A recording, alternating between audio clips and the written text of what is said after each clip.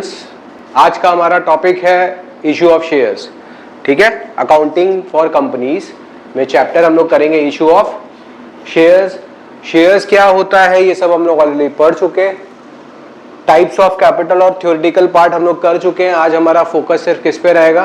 Practical part पे रहेगा कि एंट्रीज कैसे रिकॉर्ड करता है कंपनी इशू ऑफ शेयर्स का। ठीक है, तो टॉपिक लिख लीजिए, issue of shares. Of shares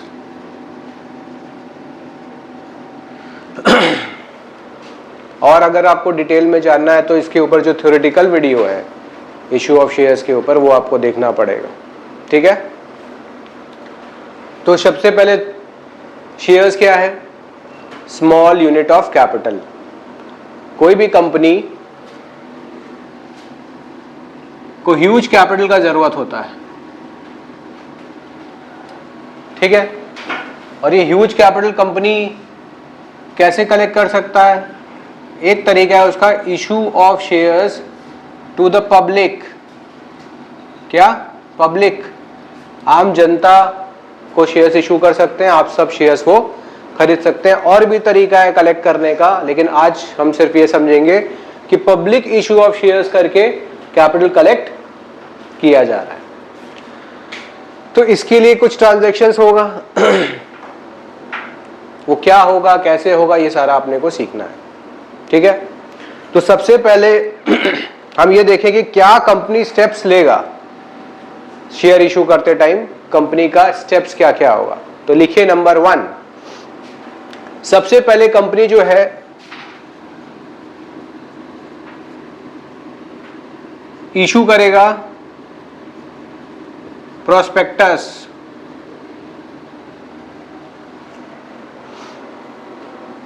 prospectus में कंपनी आपको ये बताएगा कि हम क्या करने वाले हैं, हमारे शेयर्स में क्यों इन्वेस्ट करें, फ्यूचर हम क्या देख रहे हैं, अपने कंपनी को हम कहाँ देखते हैं, आप हमारे यहाँ इन्वेस्ट करें। ठीक है, तो कंपनी तरीका से आपको इंड्यूस करेगा कि आप हमारे यहाँ इन्वेस्ट करो। ओके, सेकेंड चीज है टू रिसीव एप्लीकेशन।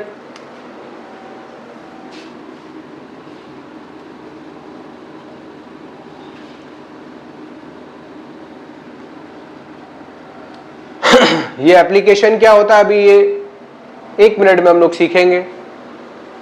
एप्लीकेशन वैसे है, जो लोग भी इंटरेस्टेड होंगे शेयर्स को खरीदने में, वो अपना पैसे के साथ अप्लाई करेंगे कंपनी को। हम लोग कौन है, किसके पॉइंट ऑफ व्यू से हम लोग सोचेंगे? कंपनी के पॉइंट ऑफ व्यू से सोचेंगे। तो हम कह रहे पब्लिक हमारे पास एप्लीकेशन भेजेगा विद एप्लीकेशन मनी। ठीक है, ये क्या होगा अभी सीखेंगे 1 मिनट में। फिर लिखेंगे to make allotments. To make allotments and number 4 to make calls.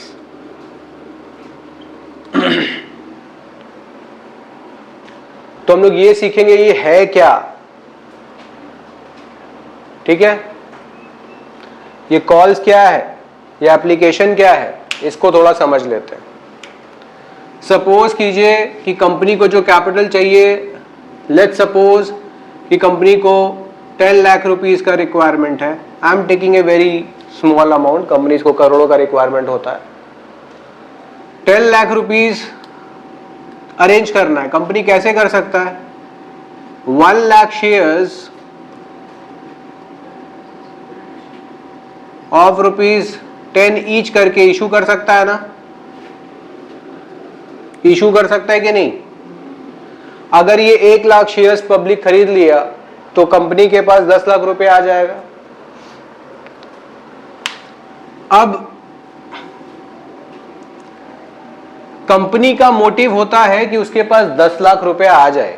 Company का मोटिव ये नहीं है कि 4 लोग ही से 10 लाख रुपए आए। ठीक है, कंपनी का मोटिव है कि उसको 10 लाख रुपीस चाहिए।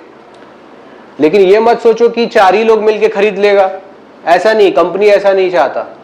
और नया कंपनी का तो जल्दी से कोई शेयर्स भी नहीं लेना चाहता, क्योंकि पीपल हमेशा लोग डाउट पे रहते हैं, वो कंपनी के बारे में उन्हें ज्यादा कुछ पता नहीं होता।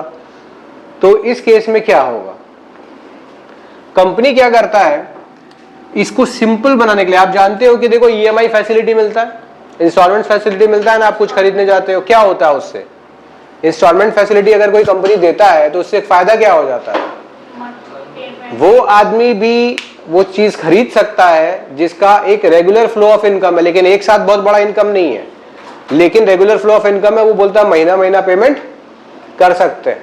इसीलिए सारा कंपनीज क्या करता है, ईएमआई का फैसिलिटीज में गुड्स देता है, कार मिलता है, टीवी मिलता है, फोसा भी ईएमआई पे मिल रहा है आज के डेट पे। कंपनी भी चाहता है कि उसका सारा का सारा शेयर बिक जाए तो उसको ये शेयर्स को अफोर्डेबल बनाना होगा, है कि नहीं? तो क्या करेगा कंपनी, क्या करता है, ये जो 10 रुपये आपको पर यूनिट दिखाया ना, पर शेयर, कंपनी इसको डिवाइड कर देता है अलग अलग इंस्टॉलमेंट्स में, जिसमें पहले इंस्टॉलमेंट का नाम होता है शेयर एप्लीकेशन। क्या होता है? सेकंड का होता है शेयर अलॉटमेंट, थर्ड होता है share first call, and last हो जाता है वो share second and final call. ठीक, जनरली ये 4 कॉल होता है। क्या ऐसा हो सकता है कि कंपनी एक ही बार में पूरा ले ले? हाँ, हो सकता है, लेकिन आमतौर पे कंपनी क्या करता है, इंस्टॉलमेंट्स बना देता है। समझ गए इंस्टॉलमेंट का फायदा क्या हुआ? तो मान लीजिए अलॉटमेंट का 3 रुपीज ले लिया, अलॉटमेंट में बोला हम 3 लेंगे, एप्लीकेशन में 3 लेंगे, फाइनल कॉल में और फर्स्ट कॉल में 2 और 2 ले लेंगे। इन कॉल्स के बीच में टाइम रहेगा तो लोग जो है वो आराम से अरेंज कर सकते हैं। ठीक है, लोग आराम से अरेंज कर सकते हैं ये इंस्टॉलमेंट्स को। ओके,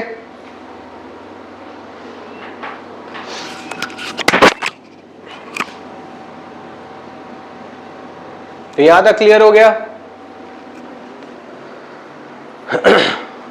अब कुछ और बात जानते हैं, समझते हैं कि क्या ऐसा कुछ कंडीशन है मिनिमम सब्सक्रिप्शन का कि कंपनी जो इशू कर रहा है शेयर्स, उसका मिनिमम एक सर्टेन अमाउंट आ जाना चाहिए हमारे पास।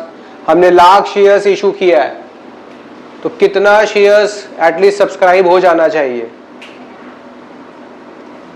कंपनीज एक्ट 2013 में इस चीज के बारे में नहीं मेंशन किया गया है, बट सेबी के हिसाब से 90% शेयर्स सब्सक्राइब हो जाना चाहिए।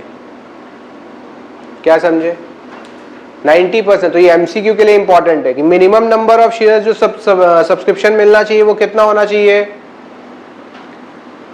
90%। कितना? ठीक है, कितने दिन के अंदर? In how many days? लिखिए 30 डेज। इशू करने के 30 दिन के अंदर उसका 90% सब्सक्रिप्शन आ जाना चाहिए कंपनी के पास। अगर नहीं आया तो उसके बाद वाले 15 दिन के अंदर आपको सारा का सारा पैसा वापस करना है। क्या समझे? तो क्या रख लिखेंगे? अगर 90% वाला नहीं आया, 90% सब्सक्रिप्शन नहीं हुआ, तो याद रखना क्या, इशू ऑफ प्रोस्पेक्टस से लेकर डेट से लेकर 30 डेज के अंदर क्या होना चाहिए? 90% सब्सक्रिप्शन कम से कम होना चाहिए। अगर नहीं हुआ देन क्या होगा?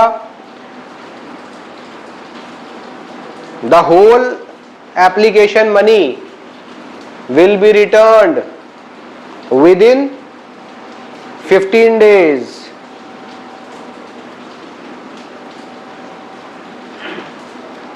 तो 15 डेज मतलब नेक्स्ट 15 डेज, ये 30 दिन के बाद 15 दिन में पूरा का पूरा पैसा वापस करना पड़ेगा आपको शेयर होल्डर्स को। अब आप अगर ये कहते हैं सर हम लोग तो नहीं दे पाए, वी आर कंपनी से, अगर कोई कंपनी नहीं दे पाया 15 दिन के अंदर, देन लिख लीजिए rate of interest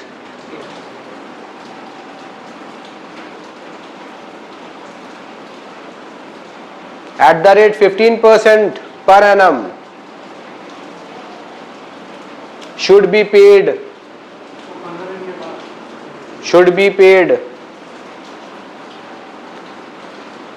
for the delayed period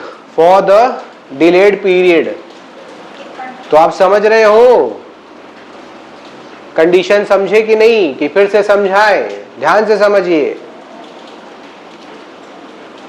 prospectus issue होने के 30 दिन के अंदर 90% सब्सक्राइब हो जाना चाहिए। अगर 30 दिन में 90% सब्सक्राइब नहीं हुआ तो आपको वो सारा का सारा एप्लीकेशन मनी जो आपके पास आया होगा, पहला इंस्टॉलमेंट आया होगा ना, 3 रुपया वाला जो भी आया होगा, वो आपको सारा रिटर्न करना है नेक्स्ट 15 डेज में। और अगर नहीं होता है, नहीं करते हैं कंपनी इसको return, then you will have to pay an interest of 15% per annum for the delayed period. Again remember, 15% whole नहीं है, 15% पर annum है। तो अगर 10 दिन बात करें तो 10 दिन का इंटरेस्ट लगेगा, पूरे अमाउंट पे, पूरा साल का नहीं लगेगा। पूरे साल के हिसाब से सिर्फ 10 डेज का पेमेंट करना है। क्लियर है? तो ये थोड़ा थ्योरेटिकल पार्ट हो गया, लेकिन हमें अभी फोकस करना है कि इस पे जर्नल एंट्रीज पे। तो क्या करना है थोड़ा सा और चीज समझते हैं।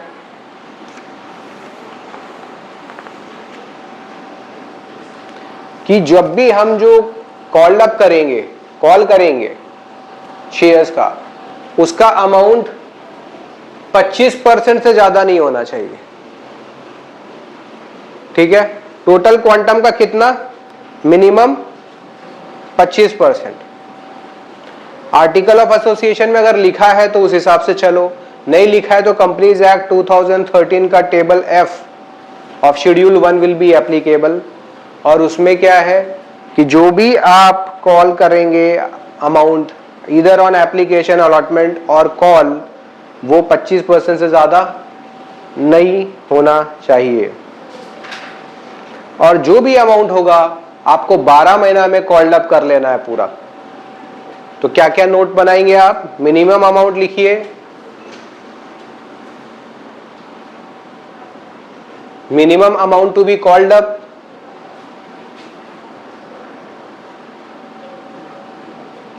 मैंने कितना लिखा है? मिनिमम। मैक्सिमम लिखो, आप लोग ठीक कर लो, मैक्सिमम लिखो। मैक्सिमम जो होगा लिख लो 25% of the total quantum, 25% of the total quantum of the issue, quantum of the issue. और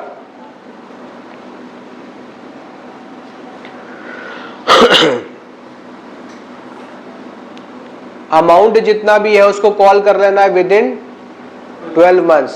तो लिखो all amount to be called up within 12 months. 12 महीना के अंदर आपको सारा अमाउंट कॉल कर लेना है। पॉइंट नंबर 3, 2 कॉल्स के बीच में कम से कम 1 महीना का गैप होना चाहिए। Minimum time difference should be 1 month between 2 calls। ये सारा MCQs क्वेश्चंस है, एग्जाम के लिए बहुत इंपॉर्टेंट है। समझ रहे हैं? क्लियर है? और कम से कम कितना समय देना होगा? लिखो minimum time given to share holders 14 days. अगर आपने आज कॉल किया है, कंपनी ने, हमने आज कॉल किया है, तो हमें शेयर होल्डर्स को 14 दिन तक टाइम देना होगा पेमेंट करने का। हाँ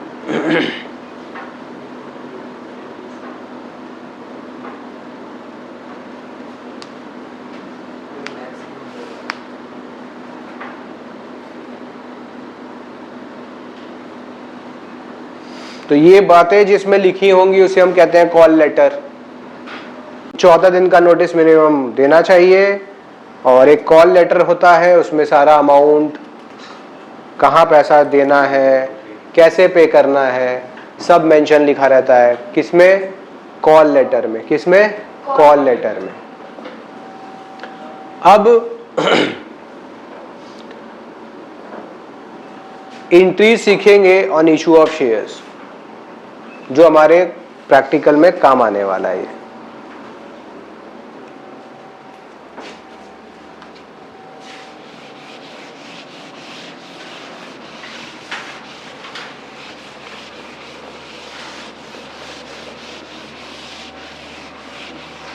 तो लिखिए जर्नल एंट्रीज या अकाउंटिंग एंट्रीज।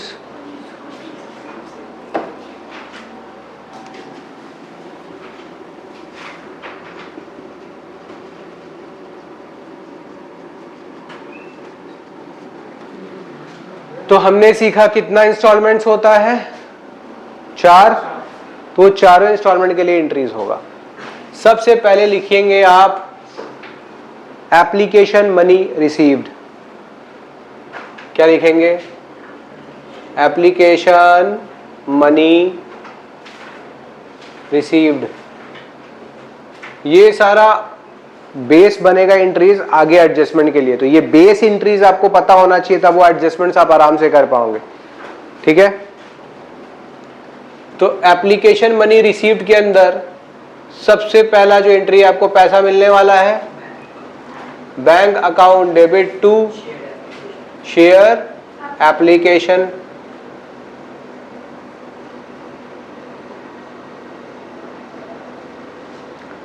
ठीक है? Number 2, application money transfer to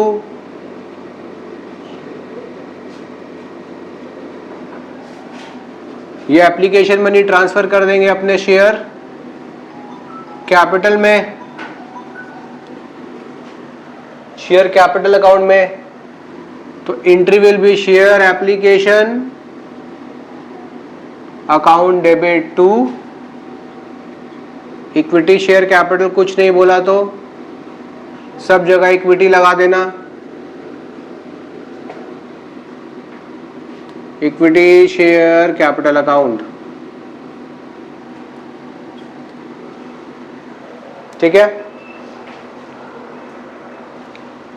अगर कंपनी के पास एप्लीकेशन मनी में ज्यादा पैसा आ गया, ठीक है, और कंपनी उस पैसे के साथ क्या कर सकता है? 2 चीज कर सकता है। एक, या तो एक्स्ट्रा मनी रिफंड कर देगा और या उसको एडजस्ट कर देगा। ठीक है? प्रोपोर्शनेट बेसिस पे एडजस्ट हो जाता है। तो उसको कहते हैं pro rata allotment of shares. तो पहला चीज सीखते हैं, मान लिया कि रिफंड हो जाएगा पैसा। तो अगर रिफंड हो जाएगा तो क्या एंट्री होना चाहिए? क्या मैं यहां पे लिख दूं टू बैंक? किस चीज के लिए हुआ? क्योंकि ये पैसा रिटर्न हो गया, रिफंड हो गया। और अगर रिफंड नहीं होके एडजस्ट होता है तो किधर एडजस्ट होगा? कौन से इंस्टॉलमेंट में? नेक्स्ट वाले अलॉटमेंट में। अब एक बात यहां ध्यान देना है कि सारे बच्चों को यही लगता है ज्यादातर कि जो भी एक्स्ट्रा पैसा आया है वो सिर्फ और सिर्फ अलॉटमेंट से ही एडजस्ट हो सकता है। जी नहीं, ऐसा नहीं है। आपका अलॉटमेंट का पैसा एडजस्ट होने के बाद भी अगर कोई एक्स्ट्रा पैसा है तो उसको हम कॉल से भी एडजस्ट कर सकते हैं। बात समझ रहे हो? इसको और समझो ऐसे कि बम्पर एप्लीकेशन मिल गया, बहुत सारा पैसा पहले ही मिल गया, तो उस अमाउंट को क्या करते हैं? अपने शेयर फर्स्ट कॉल, और अगर और जरूरत पड़ा तो share second and final call तक जा सकते हैं हम लोग। आई होप यू अंडरस्टूड कि पैसा अगर बहुत ज्यादा मिल गया है तो आप उसको आगे भी एडजस्ट करवा सकते हो, फर्स्ट कॉल से और सेकेंड एंड फाइनल कॉल से भी।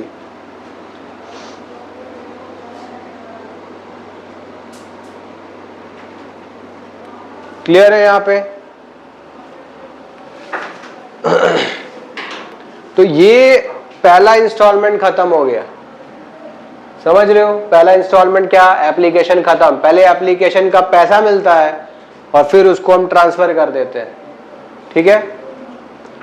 एप्लीकेशन में पैसा पहले क्यों मिलता है?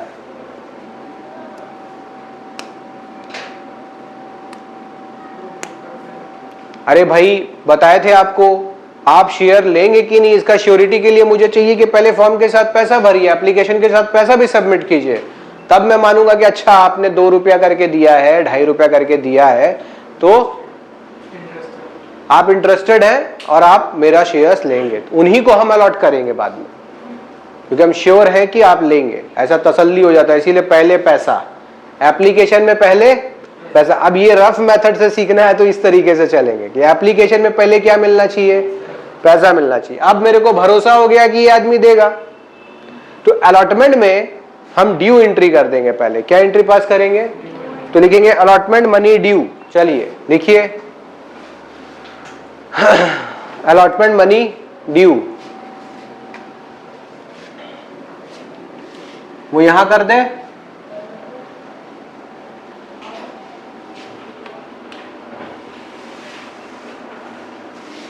अलॉटमेंट मनी ड्यू, तो एंट्री नंबर 3 हो जाएगा ये,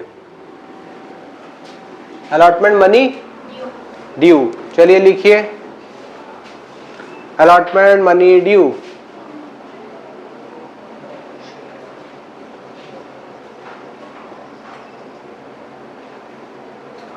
अलॉटमेंट मनी ड्यू का एंट्री क्या होगा, आप कैपिटल में पहले ही डाल देंगे share allotment account debit to equity share, या शेयर कैपिटल, इक्विटी तो मैं लगा रहा हूं इक्विटी मानकर, देख लीजिए ध्यान से। Share allotment account debit to equity share capital. और अब एंट्री नंबर 4, अलॉटमेंट मनी मिलेगा अपने को, लिखेंगे अलॉटमेंट मनी रिसीव्ड। तो इसका एंट्री क्या होगा, पैसा मिल रहा है तो बैंक अकाउंट डेबिट, और जो इंस्टॉलमेंट है वो क्रेडिट, शेयर अलॉटमेंट अकाउंट, ठीक है? अब इसके बाद एंट्री नंबर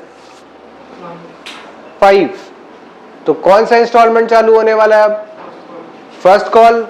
तो फर्स्ट कॉल का पैसा मिलेगा ना, कि ड्यू होगा पहले, ड्यू होगा पहले, ठीक है? तो ड्यू का सेम एंट्री, बस शेयर अलॉटमेंट की जगह आप क्या यूज करने वाले हैं, आप शेयर फर्स्ट कॉल। तो आप लिखेंगे, मैं यही बता रहा हूं, बट आप नोट करोगे और आप इसको प्रॉपरली लिखोगे। क्या, share first call account debit to share capital, share first call to share capital.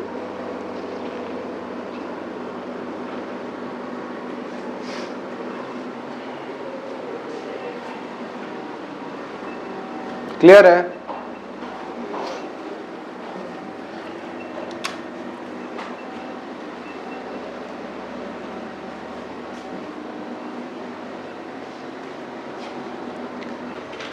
यहां तक क्लियर है? रिसीव हो गया, bank to share first call हो गया। फाइनल कॉल जो है हमारा, सेकंड एंड फाइनल कॉल जो है, उसको भी रिपीट कर लीजिए सेम। फर्स्ट कॉल की जगह आप क्या लिखेंगे, सेकंड एंड फाइनल कॉल।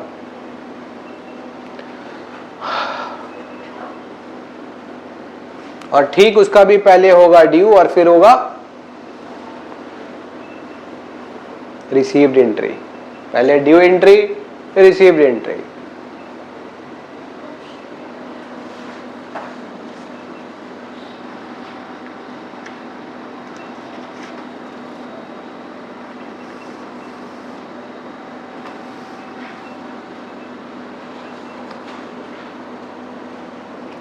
क्या क्लियर है यहां तक चीज?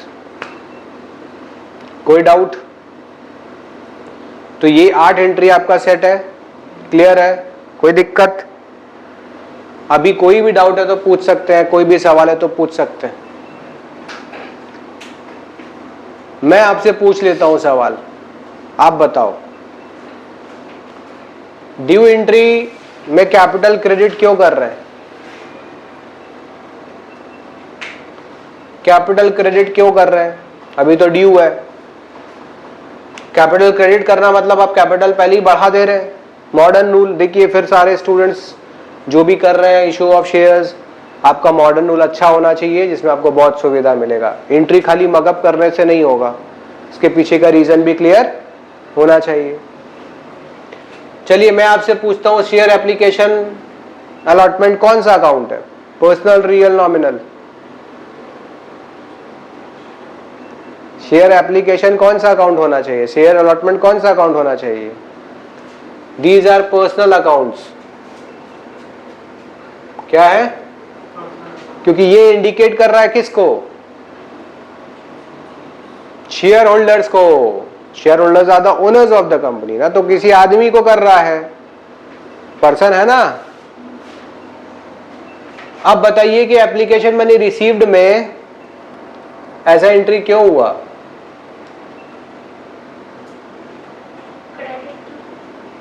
सबसे पहले पैसा मिला, एसेट बढ़ गया, शेयर होल्डर्स ने हमें पैसा दिया। अगर मॉडर्न रूल से चाहिए, गोल्डन से चले तो गिवर हो गया, लेकिन वो हर जगह चलने वाला नहीं है, क्योंकि बार बार मुझे बताना पड़ेगा अगर गोल्डन से चलूं तब इसको कैंसिल कर दो, इसको रिवर्स कर दो, तो यहां क्या होता है, फिर ये मजा नहीं आता इसमें। इसीलिए गोल्डन रूल से चलाते हैं। और गोल्डन रूल में अगर कोई आदमी आपको पैसा दे रहा है, पहले ही हमने उसको कुछ दिया है क्या? वो मेरे को पैसा दे के बैठा है, तो मेरा एसेट हुआ क्या? लायबिलिटी। मुझे उसको कुछ देना होगा, तो मेरा लायबिलिटी बढ़ा के रखें हम, ऐसे समझेंगे। इस एसेट, इस लायबिलिटी की जगह आप कैपिटल भी यूज कर सक रहे हैं। कहीं ना कहीं इसका कनेक्शन किसके साथ है? ओनर लोग है तो कैपिटल के साथ भी है, तो आप कैपिटल भी लिख सकते हैं। जो भी लो, रीजन यही आएगा। अब आप बताइए कि जब ट्रांसफर किए थे कैपिटल में, तो फिर क्रेडिट क्यों हो गया? तो इसका एंट्री है, मतलब सॉरी डेबिट क्यों हो गया? क्योंकि लायबिलिटी खत्म, और वो एक्चुअल में कहां ट्रांसफर हो गया? कैपिटल में। तो कैपिटल इंक्रीज कर दिए, रिफंड कर दिए हैं, तो एसेट डिक्रीज कर दिए, और एसेट डिक्रीज करने के लिए करते हैं क्रेडिट, एसेट इंक्रीज करने के लिए करते हैं डेबिट। तो ये जो मॉडर्न रूल हमने सीखा था, उसका एप्लीकेशन भी करना सीखे आप लोग, खाली याद करके भूलना नहीं है। 11 में कुछ सीखे तो थे, रीवैल्यूएशन करते तो किए तो थे, वो हर जगह अप्लाई हो रहा है। यहां भी जहां जर्नल आएगा वहां रूल अप्लाई करते हैं हम लोग। तो I hope you understood all these things. यहां पे भी इसका रीजन वही है, क्यों हुआ कैपिटल। देखो अब मैं बताता हूं कि सर ड्यू मनी में कैपिटल क्रेडिट क्यों हो गया। जरूरत नहीं है, स्टूडेंट बेसिकली क्या लर्न करके एंट्रीज काम कर लेते हैं। इसके पीछे का थोड़ा रैशनल समझते हैं कि क्यों ऐसा हो रहा है। इक्विटी शेयर कैपिटल क्रेडिट क्यों हो रहा है भाई, बताओ। क्योंकि जैसे ही हमने बोला अपने शेयर होल्डर को कि भैया अलॉटमेंट मनी दीजिए, तो शेयर होल्डर को पता लग गया ना कि पैसा देना है।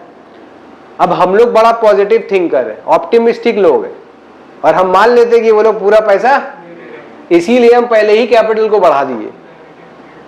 कैपिटल मेरे को मिल जाएगा, हम कैपिटल इंक्रीज कर देंगे, उतना पैसा मेरे कैपिटल में आ जाएगा। ठीक, डेबिट क्यों कर दिए अलॉटमेंट को और कॉल्स को? क्योंकि भैया ये मेरा अब एसेट है, क्योंकि मैं ये कह रहा हूं कि मुझे आपसे मिलेगा, हम लोग कंपनी है, मैं अपने शेयर होल्डर्स को बोल रहा हूं देखिए आपका पैसा देने का टाइम आ गया, तो वो लोग मेरा डेटर बन गया कि नहीं? तरीका से तो एसेट बन गया कि दो भाई पैसा, हमको तुमसे पैसा लेना है, हमें आपसे पैसा लेना है, इसीलिए एसेट को बढ़ा दिए, एसेट बढ़ाने के लिए डेबिट कर दिए। फिर जब उन्होंने दे दिया, हो गया क्लियर। तो बहुत सारे स्टूडेंट है जो एंट्रीज को याद किए हुए हैं, उनको पता है एंट्रीज, ऐसा बात नहीं है वो 8 एंट्री याद करके बैठ जाते हैं।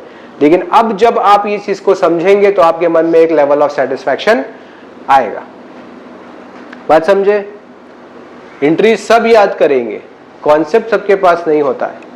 कॉन्सेप्चुअली चलोगे तो रिजल्ट का श्योरिटी हो जाता है। और मजा भी आता। सबसे बड़ा बात है पढ़ने में मजा आने लगता है। तो बताओ ये जानकर आपको कैसा लगा कि ये क्यों हो रहा है? ठीक है, मिटा दिया जाए। 8 एंट्री का बेस रेडी करना बहुत बहुत जरूरी है, ये आप समझ लें। तो एक बार रिकैप करते हैं फटाफट। कौन कौन एंट्री बताएगा? पहला एंट्री रिपीट कीजिए, सब एक साथ बोलिए, क्या होना चाहिए? Bank account debit to share application. Transfer करेंगे तो एंट्री क्या होना चाहिए? To share capital. Allotment money पहले ड्यू होगा कि रिसीव करेंगे?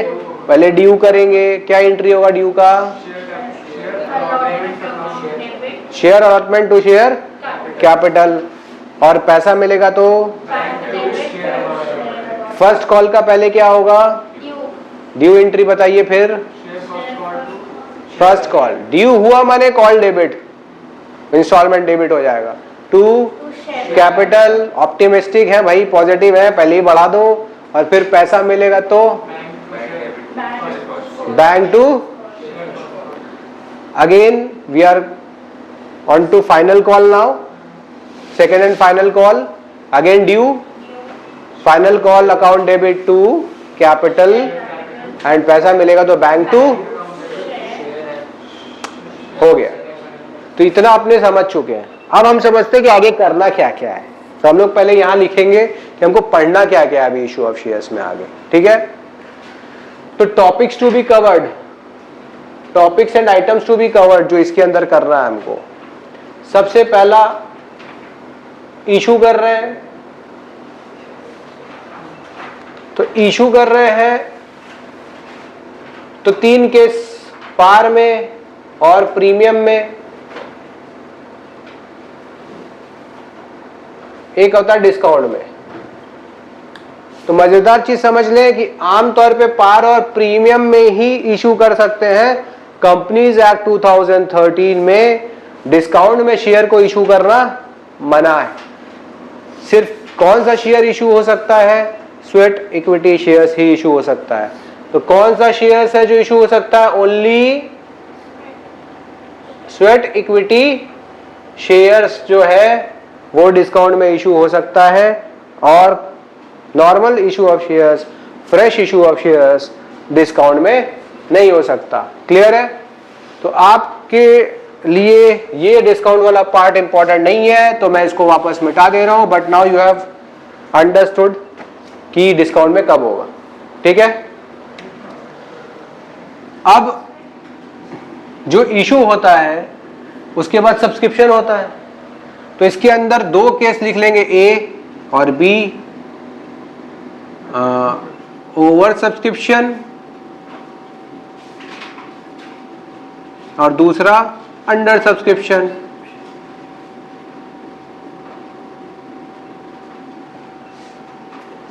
ओवर सब्सक्रिप्शन के बारे में जो बेसिक चीज है वो हमने अभी एंट्री में सीख लिया कि कहां करते हैं उसको। एक्स्ट्रा पैसा अगर ओवर सब्सक्रिप्शन है तो इसका 2 ट्रीटमेंट करते हैं। फिर से इधर आइए, 2 ट्रीटमेंट करते हैं। क्या क्या? पहला सीखे थे रिफंड,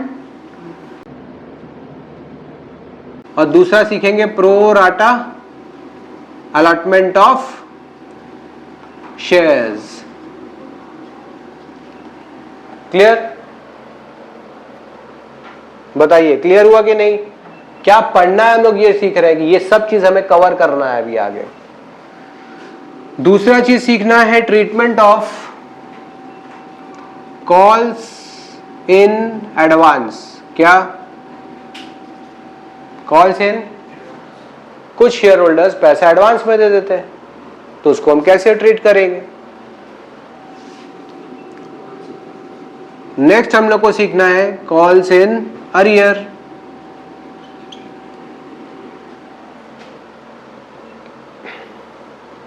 अब मजेदार चीज ये है कि अरियर का मतलब होता है कि जिस टाइम के लिए बोला उस टाइम में नहीं दिया। ऐसा हो सकता है कि कुछ समय बाद दे दे, ऐसा हो सकता है कि फर्स्ट कॉल में नहीं दिया लेकिन सेकंड कॉल का डेट पे दे दिया, तो हम क्या करेंगे? तो वो भी इसके अंदर इंक्लूड कर देंगे। पेड नॉट पेड वाला बात है कि पेड इन कमिंग इंस्टॉलमेंट्स या नॉट पेड, ये चीज हमको ध्यान रखना है। नेक्स्ट होता है फोरफीचर ऑफ शेयर्स। फोरफीचर्स या फोरफीचर ऑफ शेयर्स। फोरफीचर का मतलब हम जब्त कर लेंगे। जब्त करना का मतलब हो गया कि जिस आदमी ने पैसा नहीं दिया, कॉल सीनियर हम लोग डिस्कस किए ना कि कॉल सीनियर मतलब पैसा नहीं मिला है। जब टॉपिक करेंगे फिर डिटेल में डिस्कस कर लेंगे। इन शेयर्स को टाइम देने के बाद भी इन्होंने पेमेंट नहीं किया तो कंपनी क्या करता है, इन शेयर्स को फोरफिट कर लेता है। और शेयर्स का मतलब आप ये समझिए, फोरफिट का मतलब तो जब्त होता है, और फोरफिट करने का मतलब क्या होगा कि सिर्फ शेयर्स फोरफिट नहीं कर रहा है, उसने अभी तक फोरफीचर के डेट तक जितना भी पैसा दिया था वो भी किसके पास, तो कंपनी पैसा भी लेगा और शेयर्स भी लेगा, तो शेयर होल्डर्स के लिस्ट में से उस आदमी का नाम कट जाएगा। तो इसका मतलब कंपनी के पास शेयर्स तो आए ही, और साथ ही साथ उस शेयर होल्डर ने जितना अमाउंट हमें दे के रखा था हमने वो भी जब्त कर लिया है, फोरफिट कर लिया है। ठीक है, फोरफिट करने के बाद क्या हम वो शेयर्स को अपने पास ही रखेंगे? हमारा इंटेंशन क्या था? हमारा इंटेंशन था पैसा जुगाड़ना, हमारे एग्जाम्पल के हिसाब से 10 लाख अरेंज करना। तो जो हमने फोरफिट कर लिए वो रख के फायदा नहीं है, तो हमें क्या करना चाहिए, री इशू ऑफ शेयर्स, री इशू ऑफ शेयर्स। तो ये री इशू कौन से शेयर्स का हो रहा है, फोरफिटेड शेयर्स का हो रहा है। और ये भी हो सकता है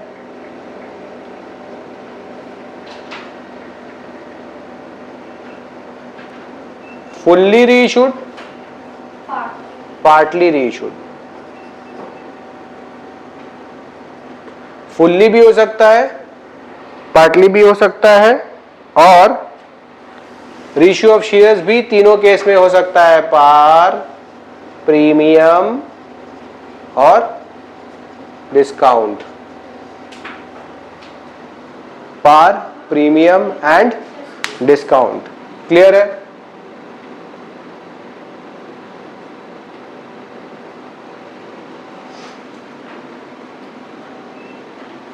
समझ? चलिए,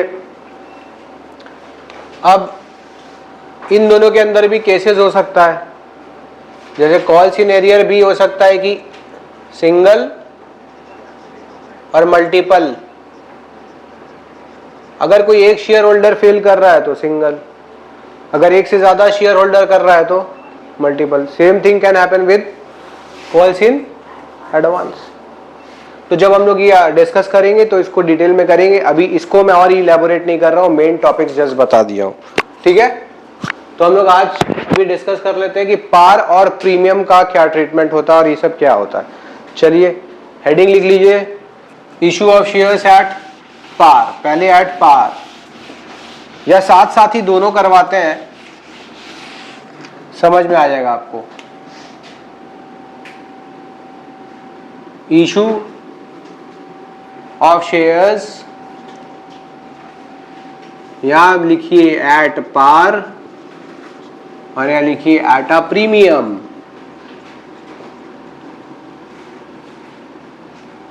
टर्म देखकर आपको कंफ्यूज नहीं होना है, बहुत इजी चीज है। पार का मतलब होता है कि अगर फेस वैल्यू एक शेयर का 10 रुपया है तो उसका इशू प्राइस भी कितना होगा, 10 रुपया ही होगा। तो 10 का चीज जब 10 में ही इशू हो जाए तो हम उसे कहते हैं कि शेयर्स कैसे इशू हुआ है, पार पे हुआ है, फेस वैल्यू पे ही हुआ है। कोई डाउट?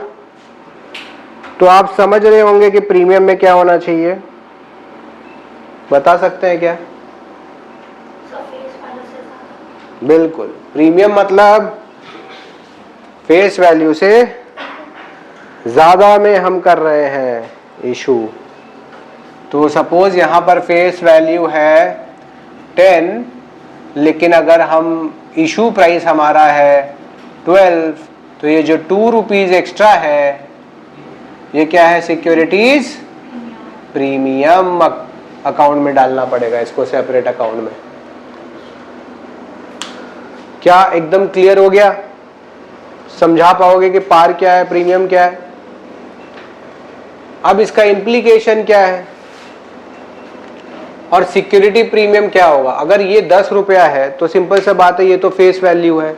हम लोग जाने कि इंस्टॉलमेंट होगा, तो मान लेते हैं इंस्टॉलमेंट 2.5 करके है, 2 रुपया 50 पैसा करके 4 इंस्टॉलमेंट बना हुआ है। ठीक है, तो आप मुझे बताएं कि एंट्रीज क्या होगा। आपने जो अभी अमाउंट डाला है, एंट्रीज आपने जो पास किया है, 8 एंट्री पास किया है, एप्लीकेशन में बैंक में आएगा। हमने एग्जांपल क्या लेके रखा था, कितना शेयर्स का लेके रखा था? 1 लाख शेयर्स, और एट द रेट ₹10 ईच, यही तो पकड़ के चल रहे थे स्टार्टिंग से। तो 1 लाख शेयर्स के ऊपर हमें एप्लीकेशन में कितना मिला है? 2 रुपया 50 पैसा। तो आप मुझे बताइए कि कितना अमाउंट लिखना चाहिए? 1 लाख इंटू 2.5 रुपया, 2 लाख। तो 2 लाख 50, 2 लाख 50, 2 लाख 50 करके 8वां एंट्री में सेट होगा, क्योंकि सबका इंस्टॉलमेंट सेम है, हर इंस्टॉलमेंट सेम है। Is it clear? क्या मैं आपको अभी एंट्री लिखवाऊं क्या सारा वापस? याद हो गया है ना आपको? तो आप अपने उस एंट्री में इसको फिल कर लोगे। अमाउंट कैसे आया? Clear? Number of shares into amount called up या amount of the instalment call. Clear? मजेदार चीज है कि प्रीमियम में क्या होगा, इस पे हमें सीखना है कि प्रीमियम में क्या होगा। आपको ये देखना है कि सर पहले तो आप डिवीजन बताइए, क्योंकि आप मांग तो 12 रुपया रहे, तो आप मुझे ये बताइए आप 12 रुपया मांग कैसे रहे। तो मैं आपको बता रहा हूं, जरा ध्यान से देखना। 2.5 प्लस 2, तो इसको मुझे क्या दिखाना चाहिए? 4.50, 4 रुपया 50 पैसा, फिर 2.5 और फिर 2.5। तो आप देख के समझ गए प्रीमियम कहाँ है? कौन से इंस्टॉलमेंट में है? एकदम क्लियर हो रहा है ना? हम कंपनी कहाँ मांग रहा है? अलॉटमेंट में मांग रहा है। अगर सम में बताता ही नहीं कि कहाँ मांग रहा है, तो भी आप क्या मानोगे? अलॉटमेंट में। लेकिन अगर सम में किसी और के साथ ऐड किया है, तो फिर उसके साथ। और एक बात का ध्यान रखो कि 2 रुपया सिक्योरिटी प्रीमियम ले रहा है, जरूरी नहीं है कि प्रीमियम एक ही बार में लेगा। प्रीमियम हो सकता है कि 1 रुपया यहां ले ले और 1 रुपया फर्स्ट कॉल में ले ले। ठीक? तो आप खुद से कुछ परसीव मत कीजिए। आमतौर पे होता है क्या है कि जब आप स्कूल कॉलेजेस में जब सम्स करते हैं, तो ज्यादातर आप क्या पाते हैं कि अलॉटमेंट में ही हो रहा है, एक ही साथ प्रीमियम का पैसा एक ही इंस्टॉलमेंट में आ जा रहा है। But it is not the case कि वही होगा, ऐसा ही होगा, ऐसा नहीं है। कभी भी कहीं भी लिया जा सकता है। तो लेट अस अंडरस्टैंड कि सिक्योरिटी प्रीमियम का ट्रीटमेंट कैसे करते हैं अपने, क्या एंट्री में कहां आता है ये। तो सिक्योरिटी प्रीमियम का जो अकाउंट है, security premium account, securities premium account हमारे लिए क्या होता है बेटा? लायबिलिटीज होता है। इसका नेचर क्या होता है? तो जब लायबिलिटी है तो नेचर क्या होगा? क्रेडिट होगा।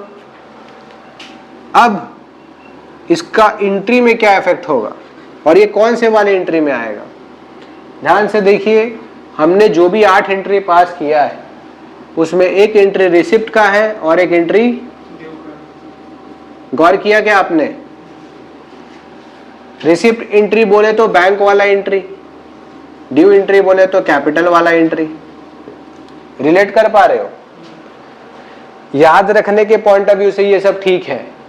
प्रोफेशनली तो ये सब नहीं करना चाहिए। प्रोफेशनली तो हमें याद होना चाहिए कि ड्यू क्या होता है और रिसिप्ट क्या होता है। बट हम आपको बता रहे हैं कि चलो बैंक वाला एंट्री, कैपिटल वाला एंट्री।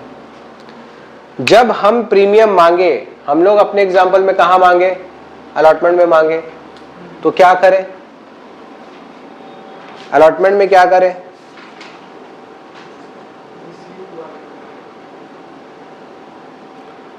किस वाले एंट्री में आना चाहिए? ड्यू वाले एंट्री में आना चाहिए क्योंकि हमें ये पहले ही पता है कि मुझे इतना पैसा लेना है, मिलेगा। Company knows this in advance. तो जब कंपनी सामने वाले शेयर होल्डर्स को कह रहा है कि भैया आपका अलॉटमेंट मनी ड्यू हो गया है, इट मींस अलॉटमेंट मनी के साथ साथ आपका प्रीमियम का पैसा भी ड्यू हो गया है, इसीलिए वो किस एंट्री में आएगा? तो जरा अलॉटमेंट का ड्यू एंट्री बताना। Share allotment account debit to share capital तो होता ही है, बस इसमें क्या ऐड कर देना है? To securities premium account. Amount देखिए मैं आपको एक शेयर के हिसाब से डाल रहा हूं, आप नंबर ऑफ शेयर से इनटू कर लो। अलॉटमेंट में मिलना कितना चाहिए था? फिर 4.5 के हिसाब से। कैपिटल में वैल्यू कितना आना चाहिए था? 2.5 रुपया। प्रीमियम का पर शेयर कितना था? तो जब आप इसको 1 लाख से इनटू कर देंगे तो you will get 4.5 lakh, 2.5 lakh और 2 लाख। हो गया क्लियर? बहुत स्टूडेंट है, they are very much confuse कि सर ये अमाउंट डालने में मेरा दिमाग खराब हो जाता है। इंट्रीज तो मेरे को याद हो गया है, बट ये अमाउंट हम पुट नहीं कर पाते। Amount creates problem. बट अब आप समझे कैसे होगा? अब पर शेयर के हिसाब से समझ लो, नंबर ऑफ शेयर से इनटू कर दो, अमाउंट आपके सामने आ गया। जब आपको पैसा मिलेगा, अलॉटमेंट का पैसा मिलेगा, तो 2 शेयर अलॉटमेंट करेंगे कि नहीं? आप बता सकते हैं क्या कितना पैसा लिखूं यहां? कितना मिलेगा? 4 मतलब 4 रुपीज 50 पैसे ही मिलेगा, क्योंकि ड्यू तो इतना ही था।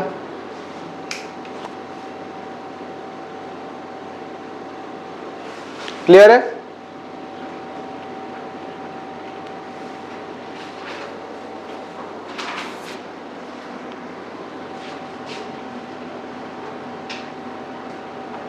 बस इस चीज को समझिए आप। क्या प्रीमियम का कॉन्सेप्ट क्लियर हो गया? तो क्या सीखा हमने? पार मींस फेस वैल्यू और इशू प्राइस सेम होगा। प्रीमियम में इशू होने का मतलब फेस वैल्यू से ज्यादा प्राइस में इशू हो रहा है, तो हम उसको सिक्योरिटीज प्रीमियम का केस कहते हैं। सिक्योरिटी प्रीमियम का नेचर लायबिलिटी, क्योंकि वो लायबिलिटी होता है, इसीलिए उसका नेचर होता है क्रेडिट। और जब एंट्री पास करते हैं तो भी उसे करते हैं क्रेडिट, क्योंकि लायबिलिटी इंक्रीज हो रहा है। अब बोलेगा लायबिलिटी कैसे? Entity concept. प्रॉफिट भी कंपनी के लिए क्या होता है? लायबिलिटी होता है। रिजर्व्स भी क्या होता है? तो सिक्योरिटी प्रीमियम भी एक तरीके का रिजर्व है, वो भी क्या होगा? क्योंकि वो कंपनी का नहीं, कंपनी के शेयर होल्डर्स का है। तो कंपनी के पॉइंट ऑफ व्यू से सोचेंगे तो ये जो रिजर्व है, ये जो सिक्योरिटी प्रीमियम का अमाउंट हमें मिला है, ये अल्टीमेटली किसका है? शेयर होल्डर्स का है। That's why it is liability. I hope you understood. और यहां तक जो हमने किया है, जो पहला क्लास कंपनी का, इसमें अगर आप लोग को कोई भी प्रॉब्लम इश्यूज है तो आप कमेंट करके पूछ सकते हैं। आपका कोई डाउट्स है तो आप पूछ सकते हैं। थ्योरी क्लासेस के लिए, थ्योरेटिकल नॉलेज के लिए आप इसके ऊपर मैं सेपरेट वीडियो बना दूंगा, आप उसको देख लेना। Okay clear? तो यहां तक रोके। नेक्स्ट क्लास में हमारा टॉपिक क्या होने वाला है? Calls in arrear, calls in advance करने वाले हैं हम लोग। ठीक है, चलिए, थैंक यू।